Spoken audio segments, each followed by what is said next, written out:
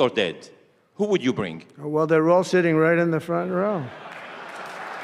Yes, sir, are you ready? Mohammed, are you ready? Steve Witkoff, and we have the most important person, at least until the World Cup is over, is here. Johnny, stand up. He gave the United States the World Cup. Johnny, thank you very much. I didn't know you were here. That's very good. He's the king of soccer. That's not bad. And you've done a fantastic job. You know, but it's very interesting. When I was president, I got the World Cup, and I got all of the, you know, we have the 250 anniversary, so that fell in this administration. That's a big deal, 250 years. But we have all of these things happening, and I also got the Olympics. And I was called by the mayor of Los Angeles, sir, would you call up the Olympic Committee, because it was at that time President Obama will not take their phone call, and we're going to get the Olympics in Los Angeles. And by the way, they've recommitted to Los Angeles at a level that, you know, I was very worried about that.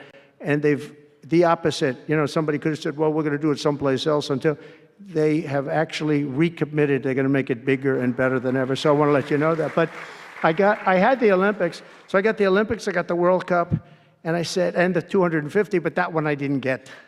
But it was there, it was in this term. And I ran an election, and we did fantastic in 2016. We did much better, millions and millions, tens of millions, but millions and millions of votes better. And bad things happened, and I didn't get that one. And I said, you know, when I originally signed the Olympics, I said, I won't be able to even be president. And I got the Olympics, because if I didn't, when I spoke with the people, the organizing committee and the people in different parts of the world, they asked me to do it because the president wouldn't do it. I was president-elect, and I gave them a talk. I couldn't get them off the phone. They were starving for love. And the bottom line, they gave us the Olympics. And I said, you know, isn't it sad I won't be president? Then we had the election result, and now I'm president for the Olympics and for the World Cup. So I'm very happy about that, Johnny. Thank you very much. Thank you. I'll be there. I promise I'll be there. And by the way, Mr. President, backstage you have a gift from Johnny. He gave us the first ball with your name, which will be played for the World Cup. That's great. In America. It's going to be great. Thank you, Johnny, very much.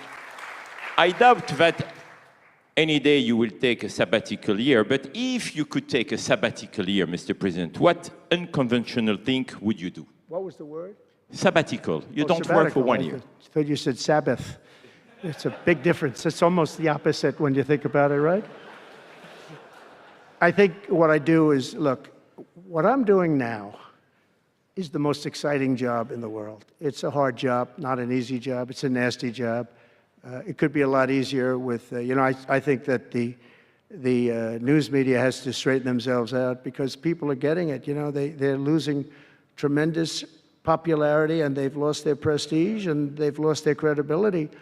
And I think it's a very important thing, the news media, but I think they have to straighten themselves out, because the people are going around them now. They have so many different things with, like Elon with X, which was a big thing, and we have Truth, which has been fantastic, and we have so many other things that you don't really need traditional.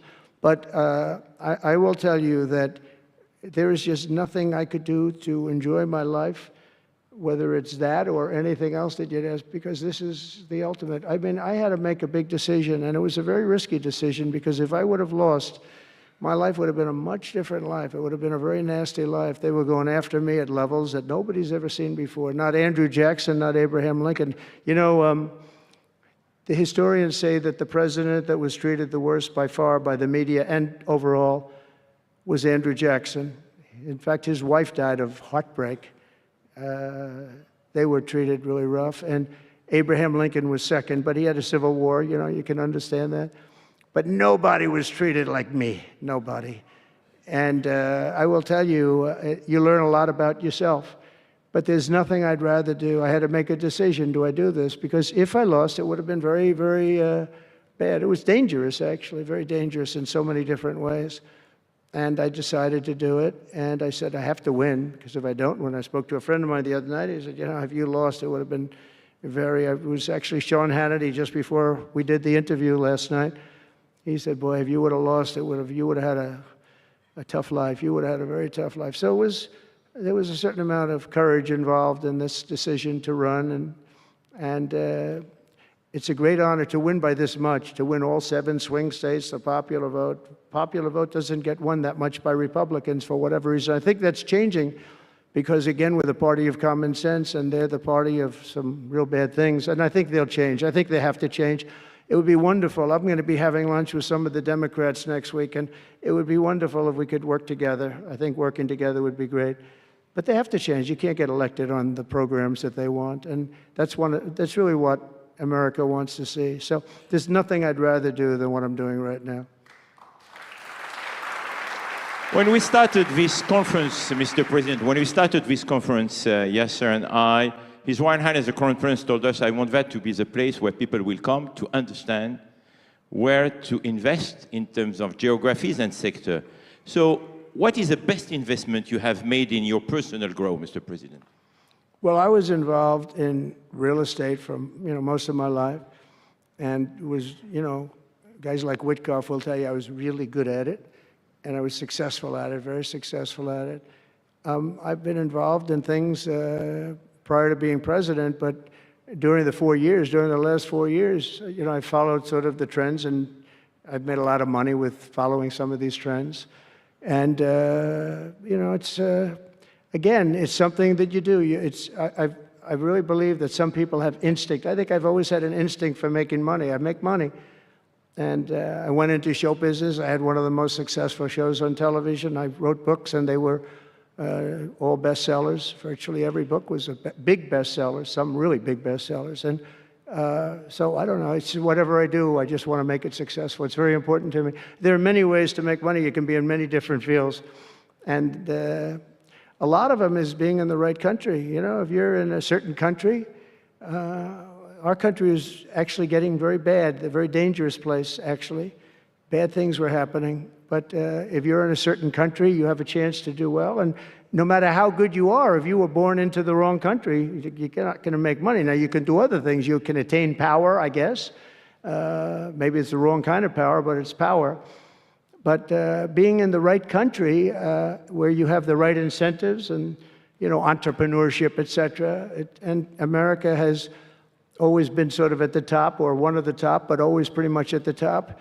But it was losing that position, and I think losing it rapidly. This last administration, look, I don't want to be, I wish I could say, I wouldn't have run. If I thought Biden was doing a good job, if I thought I wouldn't have run. Because as I said, it was very dangerous to run in a lot of ways. In fact, my ear will show that when you look at it closely. My ear, I have that throbbing feeling every once in a while, but it was dangerous in a lot of different ways. But he was so bad that I had no choice but to do it. If I thought he was doing a great job, I wouldn't have run, and I would be very happy. I actually wanted him to do a good job. I was saying, do this, do that. I'm telling them, do things. They should have done what I said. And but I would have been very happy not to have run, and frankly, to have seen somebody do a good job. But our country was going to hell, and I really sort of had to run. If you were a historical ruler, would you prefer to rule during war or peace? Well, I want to be, again, a peacemaker, and I want to keep us out of war. But sometimes to do that, you have to have a very strong country. You have to have a very strong military. And as I said, we have a much stronger military than anyone would know. We have the best equipment. And I bought a lot of it. I rebuilt our military in the first 4 years. I rebuilt it. We gave a lot of it away to Afghanistan, to the Taliban, stupidly, but that's a very small amount relative. It was billions and billions, but it's still a very small amount relatively to what we built. But I largely rebuilt our military. Now I'm going to have to do it again because so much has been given away, so much has been treated so badly. But to keep peace, you really have to, I have a thing, strength through, and I mean it, you really have it. You have strength, and you need the strength, but it's really peace through strength, because without the strength, it's going to be very hard to have peace, because you're going to be taken over, bad things are going to happen, so you really want to have peace through strength, and that's where I've done it. Having strength, having power in that sense to protect yourself and your people is a very important thing. Hopefully you don't have to use that power. I will tell you, I was dealing with President Putin very successfully on denuclearization. We were talking about it very seriously, and then COVID came and lots of things came, and we had also talked to China about it. Now, Russia and us have the biggest nuclear by far. China is not close, but they will be close. In 3 or 4 years or 5 years, they'll be equal. But we were going to talk to China, and I spoke to President Xi about it very successfully. I think we were going to denuclearize it. We had to get the smaller nuclear powers, of which there are 4, 3 maybe, but 4 probably, to do something. We would have been able to do that. But I was having very strong talks with President Putin about denuclearization. And, you know, if you're president, you get presentations about what we're building, what we're having, the power of weapons, the power of many things besides weapons per se. When I saw the power of nuclear weapons, and we can never let that happen. If that happens, the ball game will be, the world will be destroyed. The power is so enormous. You look at Hiroshima, you look at Nagasaki, multiply that times 500 times, and the world would be destroyed. So you want somebody as your president, or you want somebody as your leader that understands that. We just can't let that happen. We can't let other countries get nuclear weapons. Not only Iran. Iran is a good example, and maybe the one that people think about, but we can't let that happen. The power of weaponry today is so enormous that the world would disintegrate, so we can't let it happen. Mr. President, if you had to describe the United States of America in just 3 words, what would they be? In 3 words? 3 words.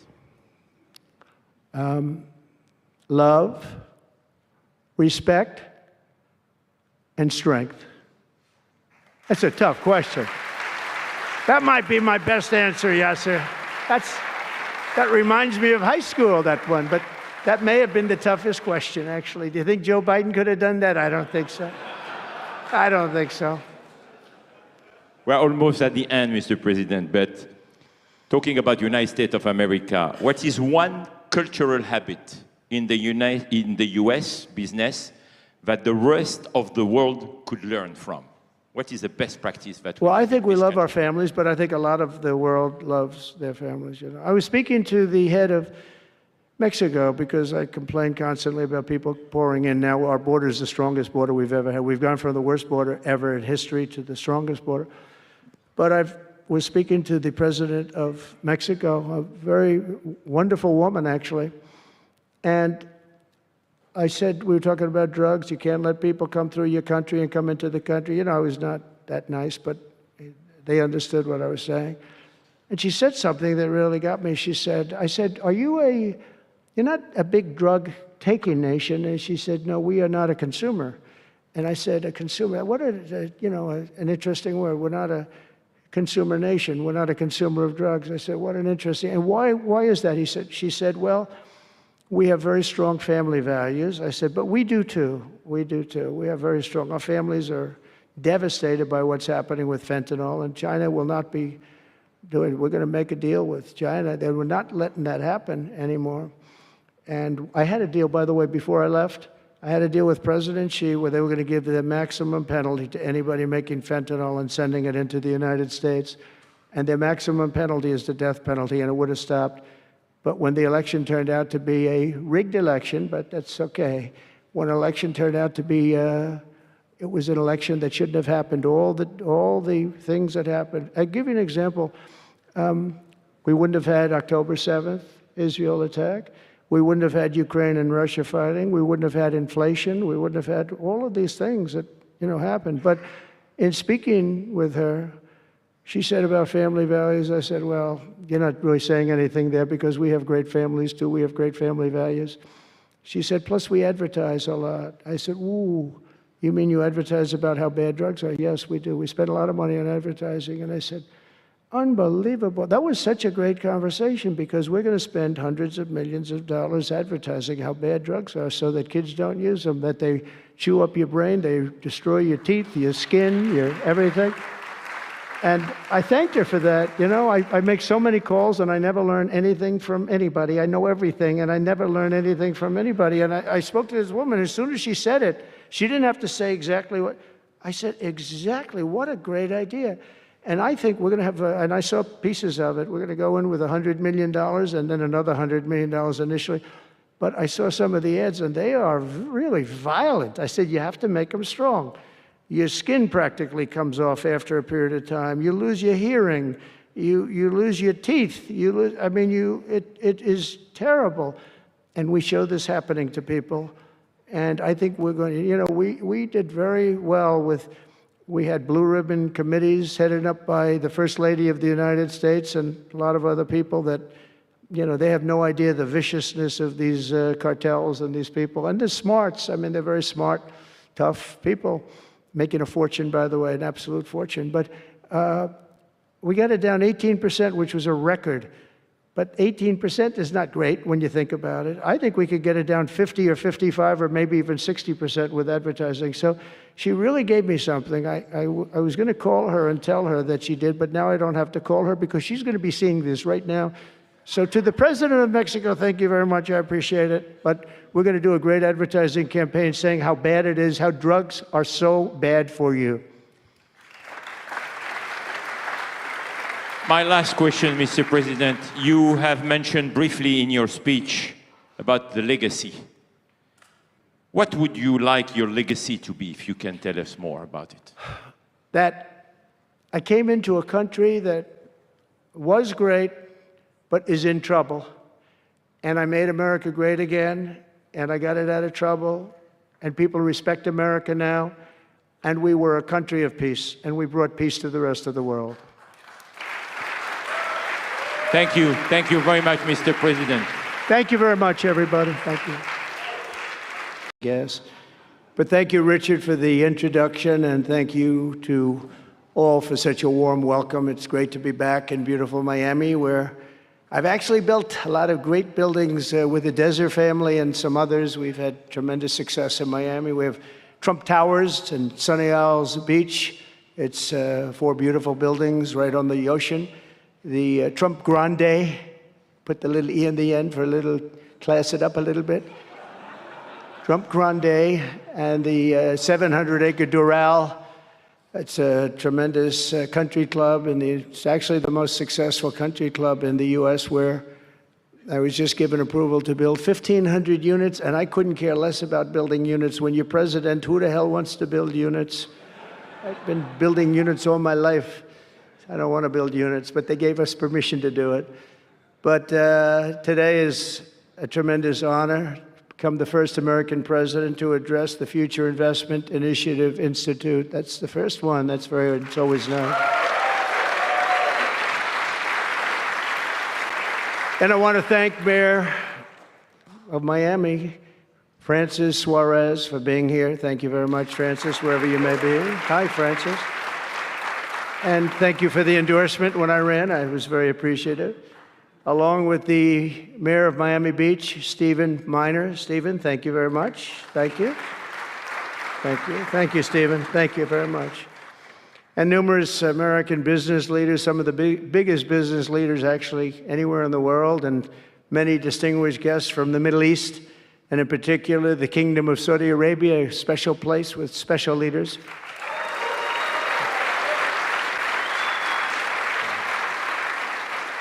And including FII Institute Chairman and Governor of the Public Investment Fund, which is a seriously big fund. Yasser, I see you there. Stand up, Yasser. Yeah, everyone knows Yasser. Thank you. Great guy, great person. And Finance Minister Mohammed, thank you very much. Thank you, thank you very much. Good to see you again. That's pretty good, Finance Minister of that part of the world. That's not bad. Other parts of the world, not so good, but that one is good. And many other senior government leaders. I also want to recognize the Kingdom's ambassador to the United States, Her Royal Highness Princess Rima. Ooh, very popular. Very popular. Wow, that's very nice. Sitting next to Elon. Wow, you couldn't do better than that, huh? As well as my own special envoy to the Middle East, who's really done a fantastic job, Steve Witkoff. Thank you, Steve. He's been busy. And Michael Waltz is here. Where is Michael? Michael's been so busy. They've been going back and forth and back. And a woman who is just voted the most powerful woman anywhere in the world. No, I'm going to go with Princess Rima, but she was voted the most powerful woman anywhere in the world, Susie Wiles. Thank you. Thank you. Most powerful woman. That's pretty good. We have to talk to you about that, Susie. That's pretty good. And also, we all know Jared Kushner, a very special guy. Thank you, Jared. Thank you, Jared. And Elon Musk. He's been making a little news lately, hasn't he, though? Very positive news. Stand up, Elon. He's a great guy.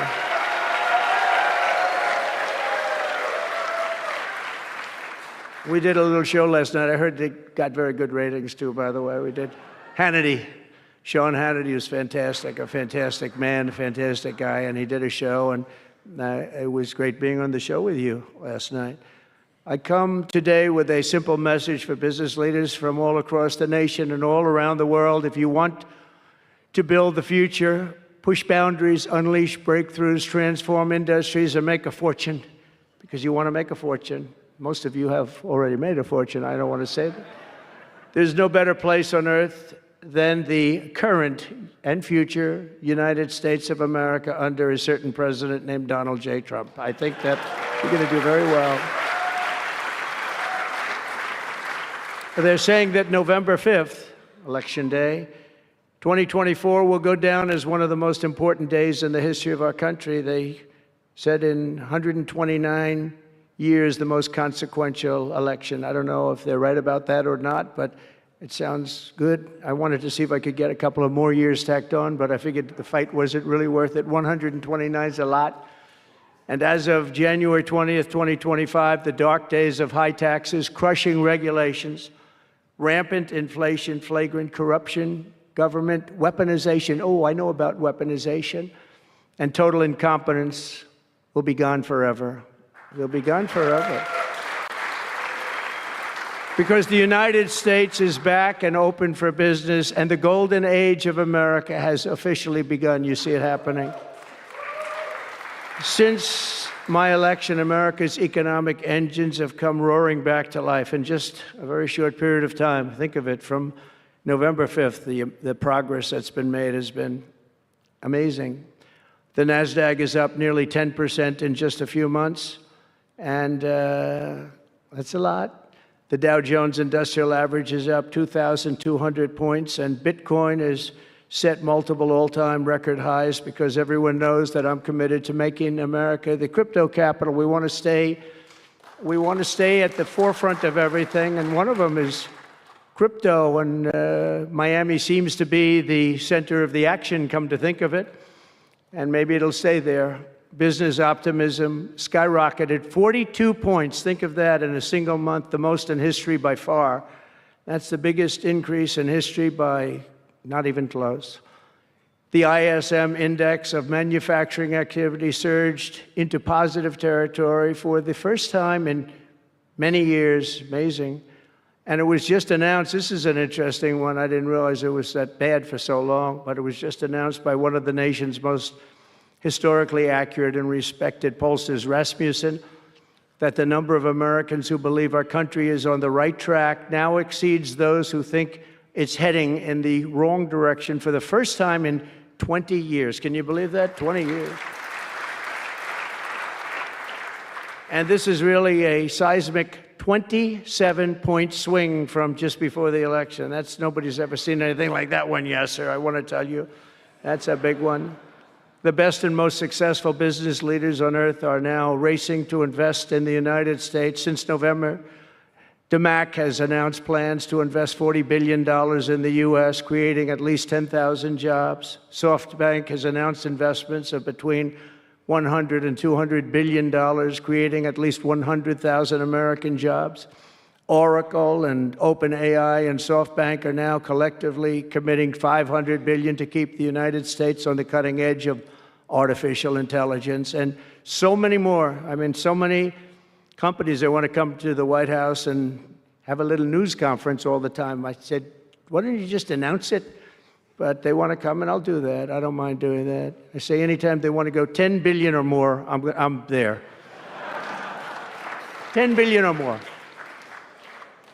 But on his recent visit to the White House, the Prime Minister of Japan announced he anticipates Japanese investment in the United States of well over $1 trillion, and we're working on an Alaska pipeline already, which is the closest point to Asia.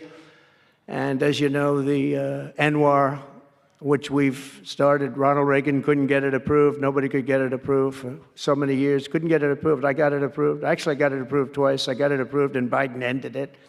That was a shocker. But we just got it approved again. And we're going to be, it's probably the largest deposit maybe anywhere in the world, just by itself. It's, they say, of similar size to Saudi Arabia, so we hope that's correct. But all of this is only happening because of the world-changing results of the 2024 election. We won the House. We won the Senate, the White House, and the Electoral College, and the popular vote in a landslide. We also won all 7 swing states, and all 50 states shifted in the Republican direction for the first time ever. So every state, every single state of the 50 states shifted Republican. It's never happened before. Either way, it's never happened. And 85% of counties voted for Trump. Think of that. So you have 2,600 counties versus 525. 2,600, think of that. That's why when you look at the election map after it was all done, the certified map, the whole thing was red. 2,600 versus 500.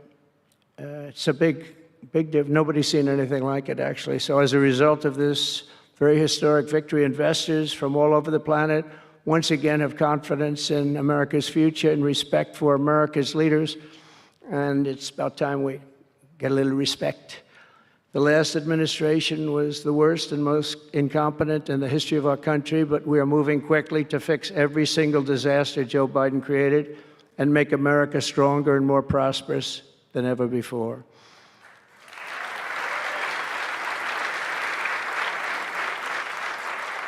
Our first and most urgent mission is to remove the criminals that Biden allowed into our country with the ridiculous and very dangerous open borders policy. They came from all over the world. They came from prisons and jails. They came from mental institutions and insane asylums. They were gang members. They were drug lords. They came from all over, and they were allowed to come into our country. And we're getting them out in record levels, just like they came in record levels. I want to thank Tom Homan and Christie, who was just she's doing a fantastic job, governor of South Dakota, and Tom Homan, you know, and they are doing a fantastic job. And the results are incredible. And every country is taking them back. They're sending their criminals to us, and they're all taking them back. We had a little problem with a couple of them that ended very quickly. And because some said, we don't really want MS-13 back in our country. But I said, congratulations, you're taking them back. And they take them back.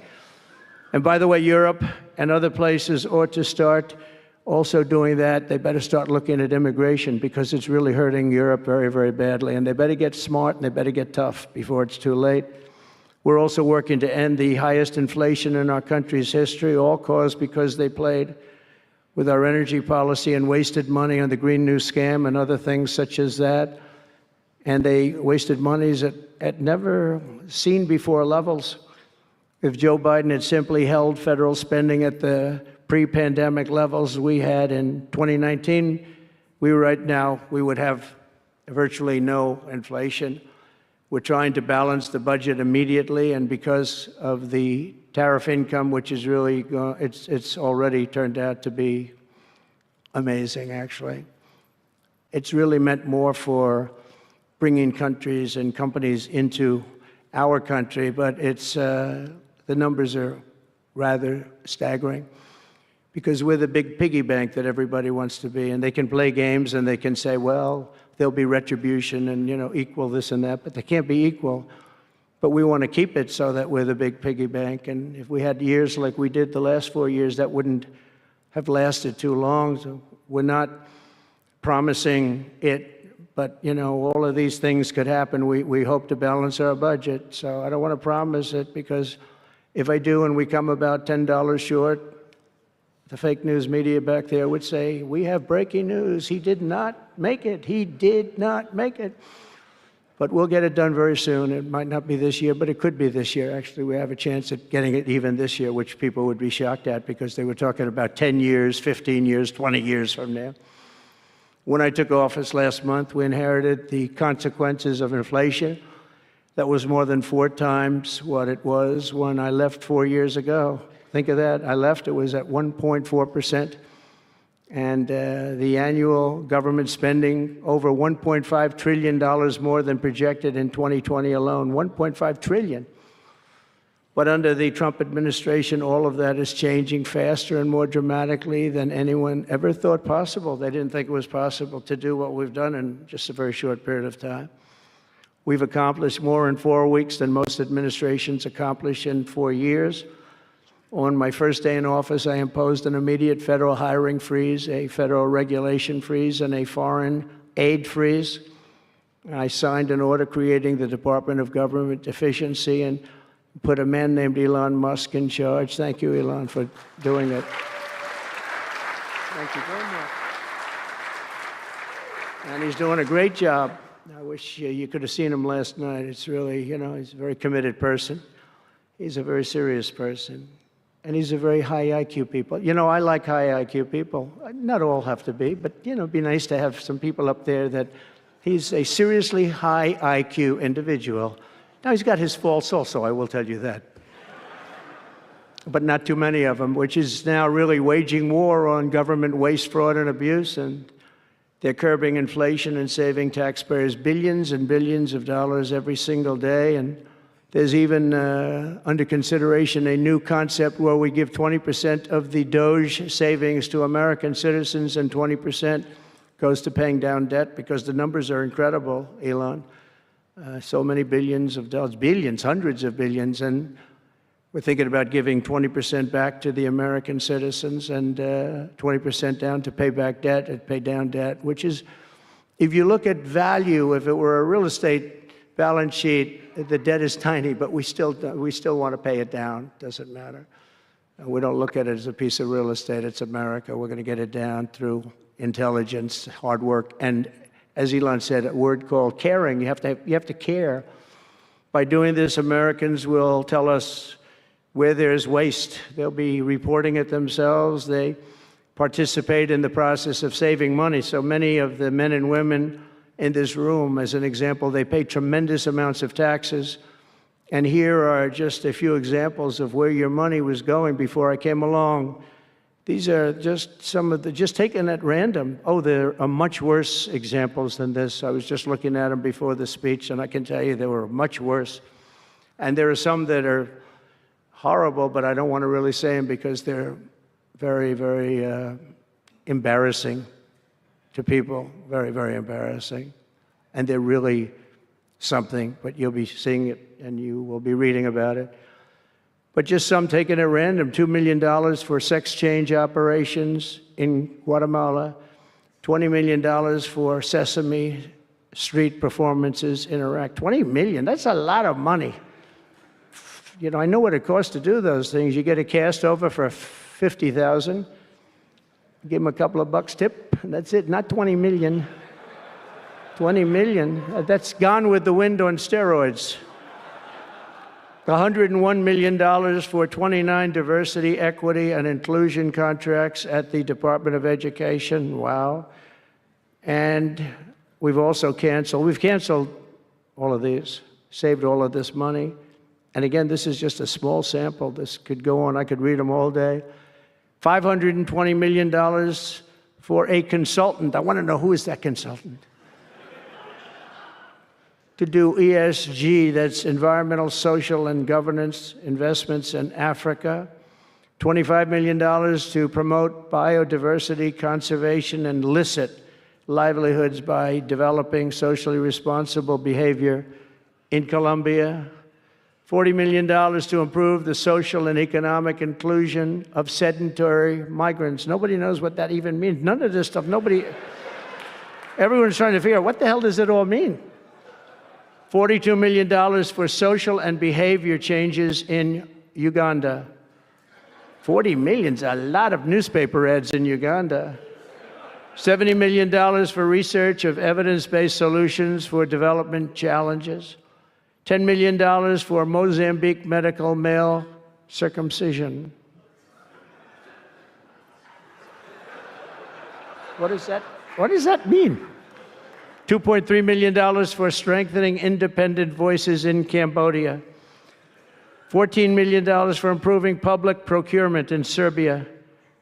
$486 million to the Consortium for Elections and Political Process Strengthening, including $22 million for inclusive, participatory political process in Moldova, and $21 million for voter turnout in India. What do we need to spend $21 million for voter turnout in India?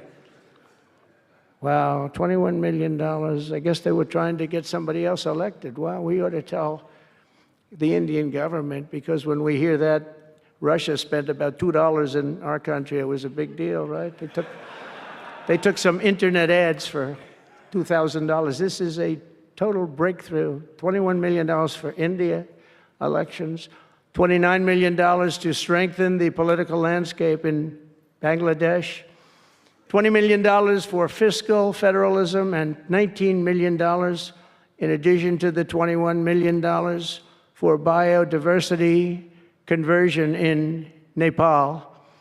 $1.5 million for voter confidence in Liberia. We need voter confidence too when you read this list. $14 million for social cohesion in Mali. $2.5 million for inclusive democracies in South Africa. $47 million for improving learning outcomes in Asia. Asia's doing very well. We don't need to give them money. And in another program, $50 million plus another $50 million for condoms for Hamas. Do you know about that? $100 million for condoms. Condoms. Does everybody know what a condom is? For Hamas, $100 million. And these are just some. I could read this list all day long. I just don't want to bore you. But these are just some, and not nearly as bad as others. And some are just, I just don't want to say them because they're too incendiary. We're also finding tremendous abuse, waste, and fraud in Social Security. Social Security is, what's happening there is going to be one of the great potential scandals in history. On the program, there are over 4.7 million Social Security numbers from people from 100 years old to 109. Think of that. Now, over 100, there aren't a lot of people that make it. Hopefully, most of the people in this room will make it, but historically, you don't have thousands and thousands of people. But listen to this, 3.6 million people are on Social Security rolls from the age of 110 years old to 119. Do you think there are really that many? Those people are seriously old. But it gets worse. 3.47 million people are on Social Security from the age of 120 years old to 129 years old. 3.9 million people are on the age of Social Security from 130 years old to 139 years old. Now, the all-time record, I heard, is a woman who was 127 years old. That's the record. A woman from a certain country where they have actually people that live pretty long, actually.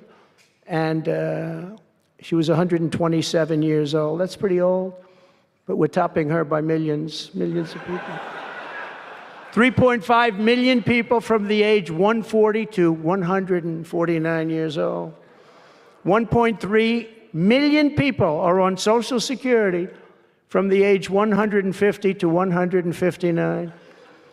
And over 130,000 people are on Social Security over the age of 160 years old, okay? Including 1,039 people. Think of it, over 1,000 people between the ages of 220 to 229. And one person between the age of 240 years old to 249. And the record topper, there is one person on Social Security who's 360 years old, which is approximately 110 years older than our country.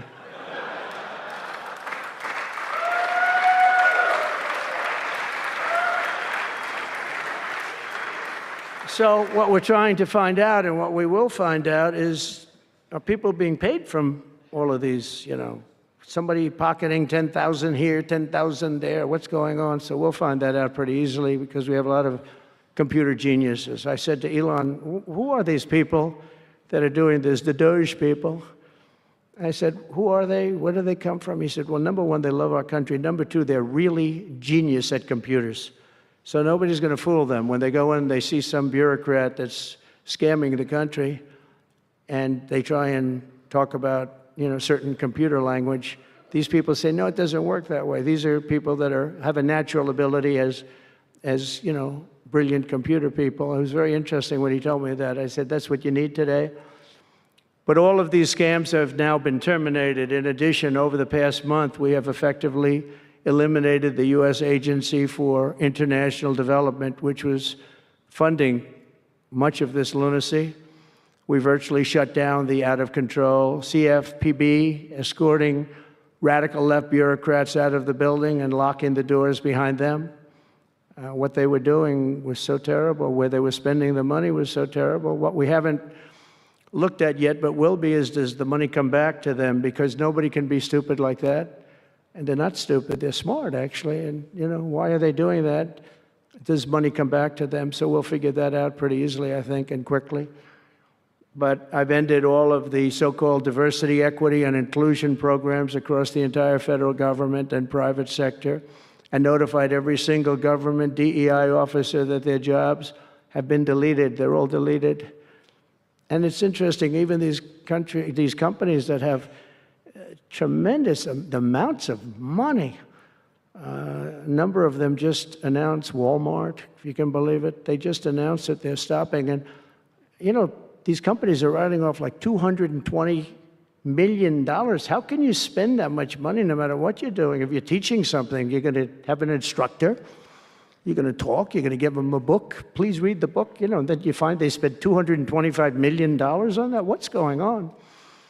And we were going in the wrong way, and our military was really, although I tell you, we defeated ISIS with our military in 3 weeks. General Raisin Kane he's some general, he's a real general, not a television general. And 3 weeks, ISIS, and I asked him, and I saw some of his people that were so great, the soldiers. We have the greatest military in the world, but we don't have the greatest top leadership. That's why Afghanistan was such a horrible situation and so embarrassing and so many other things. But when we want to, with proper leadership, there's nobody even close to us. We have the best equipment in the world. We make the best equipment in the world. But we have the best military. But, we never fight to win. We fight to just keep it going forever. And when we fight to win, there's nobody that can even come close to us. But I was talking to General Dan Kane, we call him Raisin Kane, and I was told it would take about 4 years to defeat ISIS, and he did it in 3 weeks. I said to him, what do you think, General? How long will it take? Sir, I think we should do it in less than 4 weeks. You're going to have time left over, and he did that. And we were told by the television generals it would take 4 years, so we did it. That's when I went to Iraq. I flew to Iraq, and late at night, the dark of night, all the windows closed, all the lights off in the plane, and Air Force One. And we flew in, and it was pretty amazing. I'll tell you, we were landing, and there were no lights in the plane. Sir, we have to turn off all lights. I said, you mean we spend $9 trillion, and we have to fly in an Air Force One with the lights off? And I went up to the pilot, said hello. And by the way, these guys are like central casting. These are the best-looking human beings. Everybody is like perfect. the most handsome people, the best-looking people you've ever seen with the flat tops and the whole thing. And I was a little concerned because the lights are off, and everything's off, and even the lights in where he was were down, very dim, very, very dim, with all of the lights on the fancy dashboards of the plane, of Air Force One. We're getting a new Air Force One if they can ever finish the damn thing. We're getting 2 of them, actually. But we may have to go a different route because it's taken them a long time. We're going to get military that's going to start building. We're going to get people to start building properly again in our country because they don't build properly. This was Boeing.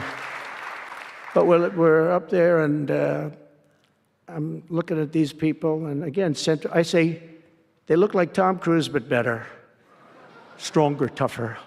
And I like Tom Cruise, but these are better. And they said, are we okay, Captain? Yes, sir, we're fine. But I'm looking out, I don't see any lights, and we're landing. And I'm used to that. I like to sit with the pilots a lot and respect the pilots greatly. And we're up there, and we have the computer. I call it the computer voice, where it goes 1,900, 800. It's feet. Your feet above ground. So that means you're very low. And I'm looking out, and my eyes are pretty good, and I don't see any lights. And the computer goes out. Sounds like an intelligent individual. It goes 1,000. We're 1,000 feet up. It's a 10-story building. There's a big plane. And then it goes 900, 800, 700. I say, Captain, Captain, we don't see any lights. Is everything? Yes, sir, everything's fine, sir. We'll be landing in 3 minutes. And then it goes like 600, 500. Captain, are we okay? And then he goes 400, 300, 200, and I'm saying, man, there's nothing out there. And then he goes, boom, perfect, landing right on this thing. There are no lights on the runway. There's no, I don't know how the hell they do it, but I'm sure as hell glad we had somebody that knows how to fly. But they didn't want to have any lights because they didn't want the enemy. After spending years and trillions of dollars, we have to land with Air Force One with no lights on the runway. But they were incredible people. And then I got out of the plane, and I actually asked my people, I said, excuse me, I was very brave sitting in that cockpit. Am I allowed to give myself the Congressional Medal of Honor?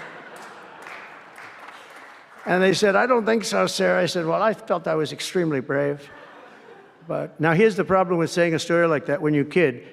The press will say, President Donald Trump wanted to give himself the Congressional Medal of Honor. Headlines, headlines all over, the fake news. We call it the fake news, but we're all wise to them. But it was something, and then I went down, and it was the same thing. I'm standing on the top, and I look down, and there's these handsome people. Everybody's like from a movie set. Good-looking guys. I get down the stairs, and what's your name? My name is Kane, sir. What's your first name? They call me Raisin. I say, wait a minute, your name is Raisin Kane? I love you. I've been looking for you for 5 years. You are the great. This is what I want. And there was a general next to him. There was a colonel. There was a drill sergeant, a master sergeant. They were all like people. I could make a movie right now. I'd have the best-looking people ever. And they were great. And then I went in and, sir, would you like to rest before the bed? No, I don't want to rest. I don't want to rest. I've been resting on the plane, other than the last few moments, which were quite harrowing. And I said, I don't want to rest. He was thinking about Biden in advance, Biden would have gone there. He would have rested for days. And then they wouldn't have had a meeting. He'd just go home. No, I said, I don't want to rest. I don't want to rest at all. I want to go. So we went into this bunker, and we had a lot of very good, talented people. And that's when I asked him. I said, I'm hearing it's going to take a long time. No, that's not right, sir. It's not going to take a long time. We'll have it done in 4 weeks. I said, how can you say 4 weeks when in Washington they said 4 years? He said, 4 weeks, sir. We'll hit them left, we'll hit them right, we'll hit them up the center, we'll hit them underground and overground, we'll knock the hell out of them, sir. And I said, why is it that they said so long? He said, because they wouldn't let us fight. And we're very far away. They want us to fight from this airport. We're very, very far away, sir.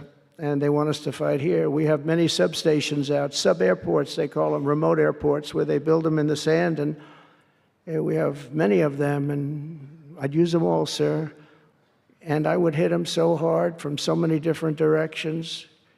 I said, well, what do you think? He said, you just let me know. And I called him back, and I said, go ahead and do it. Are you sure you can do this, General? I said, yes, sir. And he did it actually in 3 weeks. It was over 100% of people that are really hurting the Middle East, hurting the world. And it was done. And we have, I'm telling you, we have the greatest military in the world, but you have to use the right people. But there's nothing like what they were able to do in that case and in other cases wherever I gave them something.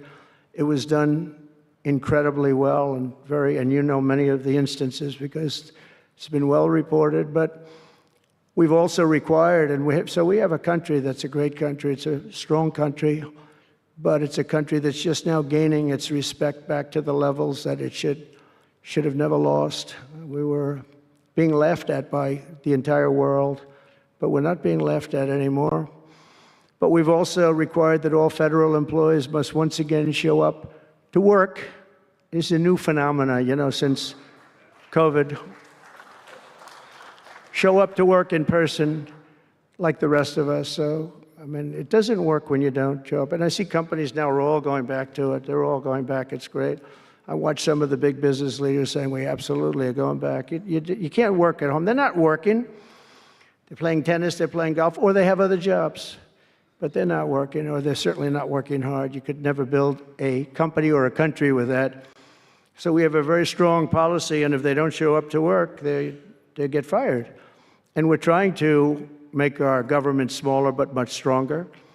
And we have tremendous bureaucracy, but it's happening. A lot of people are leaving, and in some cases leaving with pretty good offers. You know, you're paid 7 or 8 months and go out, find a job. But some of these people had jobs. They were actually working for us, but they also had other jobs. And those people, in theory, they have problems. I don't know if we're going to do anything about that. So we have other things to do, but they were working other jobs instead of working for us. So they were staying home working, but they were working other jobs, getting paid a lot of money, perhaps.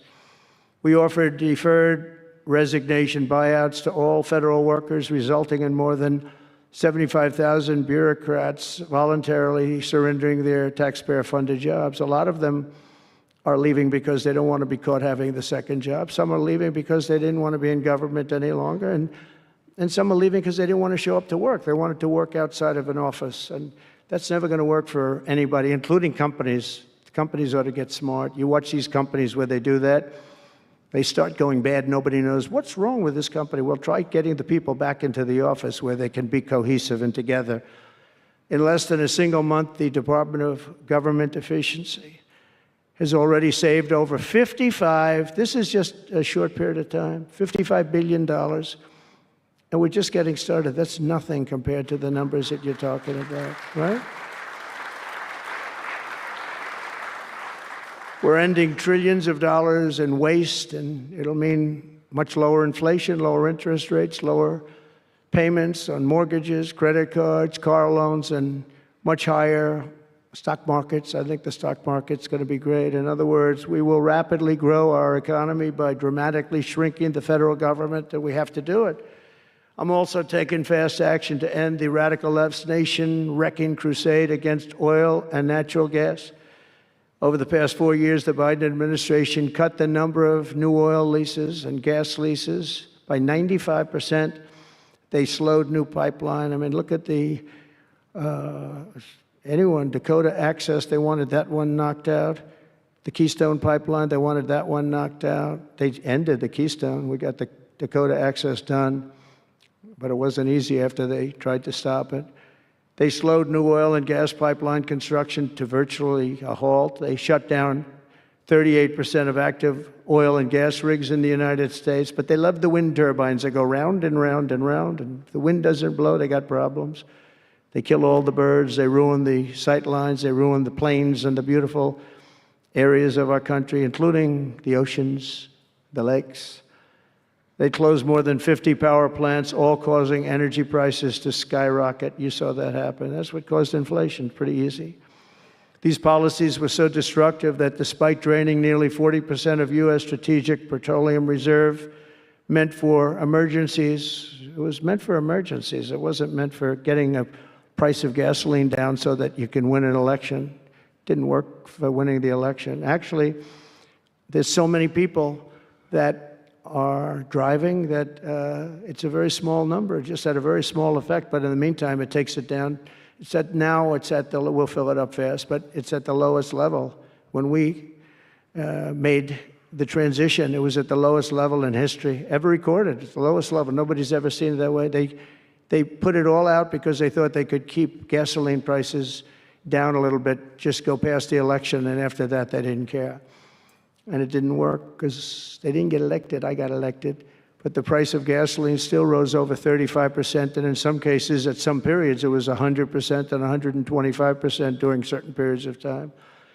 Under the Trump administration, we have implemented a very different plan. You probably heard of it. It's called Drill, Baby, Drill. And we're doing it. The world runs on low-cost energy, and energy-producing nations like us have nothing to apologize for. We have more energy than any other nation in the world, and we're going to use it. And we're going to use it on AI plants. I was telling some of the people that came in that, they're very into, everybody's talking about AI. I hope you're right. I don't know, who knows. But Elon, are they right? Are they right in going all? They are all in for AI. But the problem is, to do it, just in our country, you need twice the electricity just to open up and be the top of AI. You need twice the electricity that we have right now in the entire country. If you take all of the electricity, you need more than twice. You need double what we have right now just to fuel this new industry that's growing. I was amazed when I heard that number. And they all said, how can we do this? Because, in China and various other places, you can probably get it with the shake of a hand. But in our country, you can't. But now you can, because I've been declaring a national emergency in order to get fast approvals. And we're going to have, if you build a plant, you're able to build an electric generating facility right next to your plant. So you'll be making your own. You won't have to count on utilities. You won't have to count on an old grid that could fail, could get hit by something, bad things or good things. But you're not going to have to worry about grids. You'll build your plant, and you'll build essentially you'll become a utility in a way. You'll build your own electricity. If you want to build extra and put it out and get paid for that, you're going to be able to do that. You could put it back into the grid, but you're going to be able to build with your plant a generating facility. And we're going to get you Lee Zeldin, head of the environmental group, various groups, and we've got them unified now, but we're going to get you very fast approvals, and they'll be approved so fast your head will spin. And we're going to get that whole industry started, and we're going to be the head of it. We're leading right now. We have the greatest brain power. We're leading right now, and I expect that we're going to be leading by a lot, but we're going to get you the energy very, very quickly. That would be the one thing that everybody was concerned. How do we have that much electricity when Los Angeles has blackouts and brownouts right now, and there's a lack of electricity, but we're going to get it at levels never seen before. I ended the ridiculous Green New scam, halting tens of billions of dollars of wasteful deficit spending, and I withdrew the United States from the unfair one-sided Paris Climate Accord, and I ended Joe Biden's insane electric vehicle mandate because it was just insane. I repealed the last, and by the way, if you want to buy an electric car, it's great. If you want to buy a gasoline-driven car or a hybrid, it's great. Whatever the thing happens to be. I heard hydrogen's hot. The problem is when it's not, you're in deep trouble, because when that sucker blows up, they don't find the body. So that's one that I said, you know what, let's take a pass on that one. They said it's good, but when it's bad, it's really bad. You find the bodies on trees, on the side of a tree.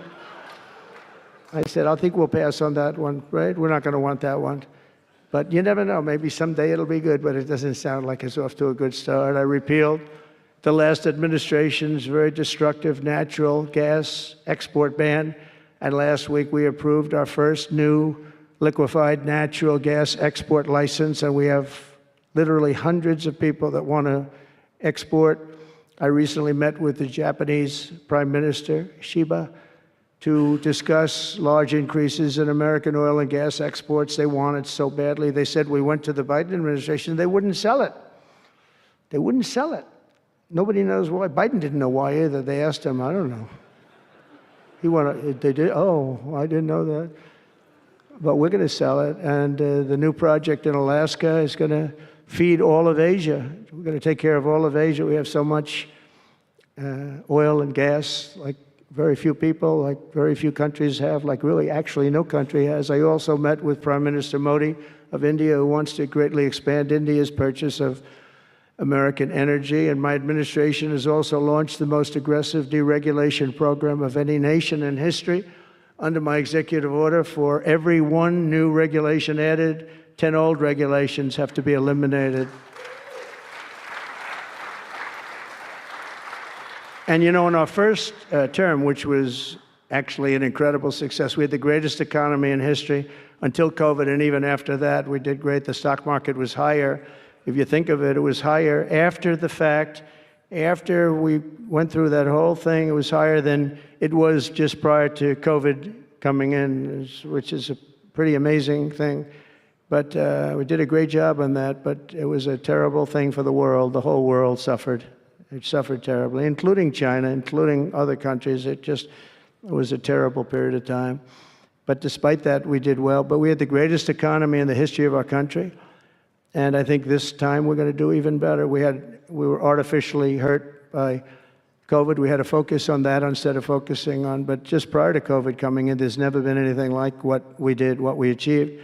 And even after, we did very well, and especially considering what all of us had to do with COVID. Some nations were hit so badly, it's just unbelievable what happened to them. As part of our effort, I've signed executive orders to keep the United States at the forefront of artificial intelligence and to end Joe Biden's war on Bitcoin and crypto. We ended that war totally. That war is over. They were very hostile toward them until the very end, just because there's so many people on Bitcoin and crypto that just before the end, the SEC came out and they were being very nice. I was so nice to people because so many people were being indicted for no reason whatsoever.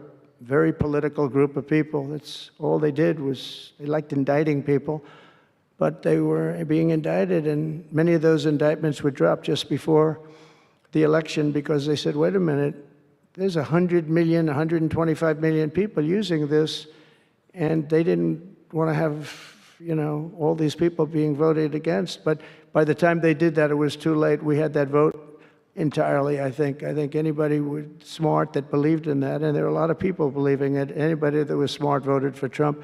And they pulled the indictments, and I see people that were indicted. I said, I saved your life. I saved your life. Because if they thought that, they actually thought that I was doing it, they said, why is Trump doing it? Is he doing it for political reasons? I don't do anything for political reasons. I do what's right. I want to be in the forefront of every industry. So I'll be working with the Republican Congress to pass the largest tax cuts in American history. And that includes, obviously, we have to extend the Trump tax cuts, which were, until now, the largest. We're going to dramatically cut taxes for families and for workers and for companies, including no tax on tips and hopefully no tax on Social Security and no tax on overtime. And that overtime one is a sleeper because I think a lot of people are going to be spurred on to do a lot of extra work.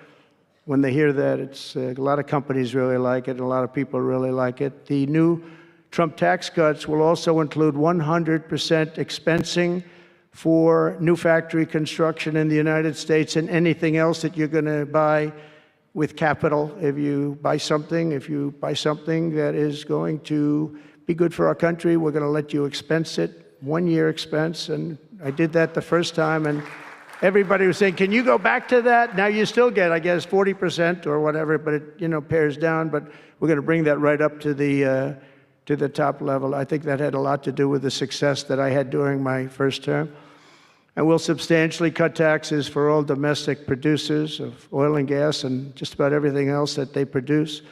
In my first term, I brought the business tax down from around 40% to 21%, which everybody said was an impossible thing to do. I cut it from 40. It actually was state and city was much higher than 40, but I got it down to 21%, and now I'm bringing it down to a goal of 15%, but only if you make your product in America. In other words, you're going to be at 21%, but if you make your product in America, you're going to go from 21 to 15. If you don't, you're going to pay 21%, which is still lower than anything. So guys like Elon are going to come and make his great cars in the United States. There are a lot of people will. A lot of people are calling. A lot of car companies are calling. They called me, three of the majors. They called and they said, we're looking all over the place. We want to be there.